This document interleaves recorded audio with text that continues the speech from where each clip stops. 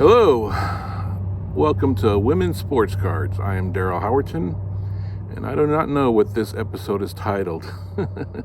It is episode number 19. It's going to say something about Sabrina Ionescu and her cards declining majorly.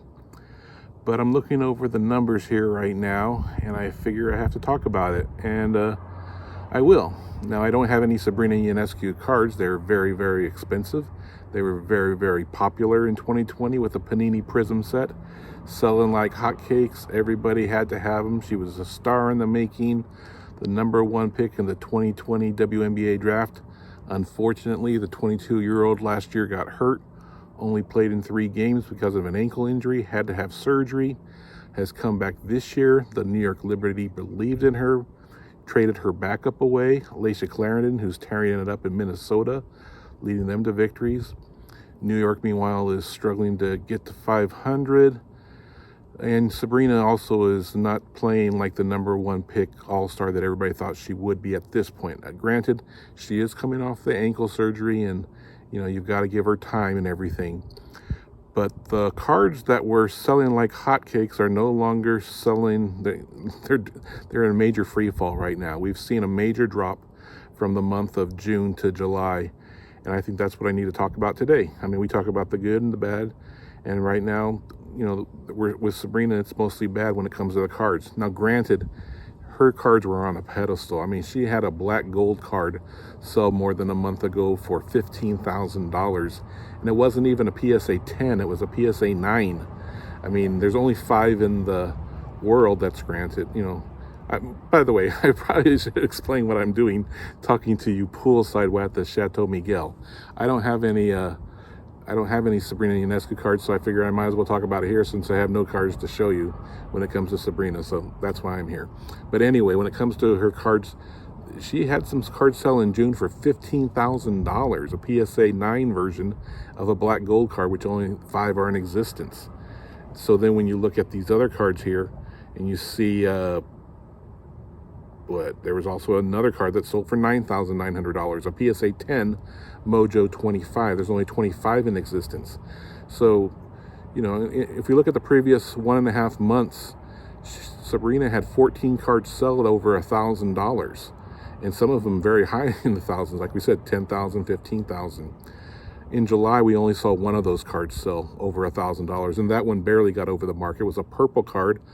$1,005 was the sale, and there's only it's a purple card, is a parallel, and it means there's only 125 of those cards made. Just to show you a contrast of what the cards were selling for, like in June, there were no purples that sold, but blue cards, which are less rare, those are one of 149, so they should be cheaper. They actually sold for a lot more in June. They were selling for an average of $2,450. So basically, by comparing the blues to purples, which is even, it's not even a fair comparison because blues are more common than purples, they were selling for $1,450 more dollars. It was a 60% drop if you make that comparison. So we saw major drops with her high premium cards. And even if we just look at the base cards, the PSA 10 of her base cards, there were in June they were selling on average for $500.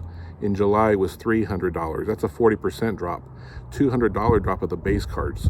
So basically what we're seeing with a lot of people not being able to move their Sabrina cards anymore, and a lot of people just being leery of it, and the ones that are getting sold are kind of getting dumped off for half price. Basically, I mean, there's 40% drops here, 60% drops there. Average it out, cards are going for half of what they used to go for. Now, granted, her cards were probably out of whack anyway. I mean, if a black gold is a PSA 9 selling for $15,000, she was probably very overvalued at the time. But when you look at the star treatment she gets, she's a star. People love her. She's in the State Farm commercials that we see with Chris Paul. We see her at the WNBA All-Star game with Vanessa Bryant, good friend of the Kobe Bryant family, and they love her, and she's loved by many. So I don't mean to talk bad about her. I'm just saying the cards they're declining majorly, and that's what they are. I mean, we can, look at her player efficiency rating this year. It's 14, below average. Same thing with her true shooting percentage, 516. She's 23 years old now. I mean, she's a good player. I'm not saying anything by that, but she's not playing at the all-star level that her cards are selling at. Her cards were breaking records, and it was really the star attraction of the 2020 Panini Prizm set. I say that because on August 13th, a new Panini Prizm set comes out, and they're going to be looking for someone to be the flagship of that sales. And there's no hot rookies in that collection, and I doubt that Sabrina, playing the way she's playing right now, will continue to sell cards at the same rate she did last year.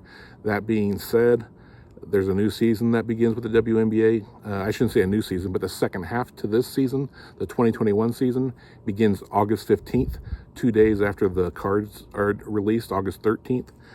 So there's still time for things to pick up. But right now, she's averaging 28 minutes per game, 10 points, 6 rebounds, 6 assists in 19 games this year. Decent numbers, but like I said, they're not the type of numbers that you want to spend $15,000 on for one card. So anyway, I just thought I'd bring you up to date with all that type of stuff. Didn't have any cards to show you, so I figured I might as well just shoot this poolside at the Chateau Miguel while I'm out here. Anyway, thank you for watching. God bless you.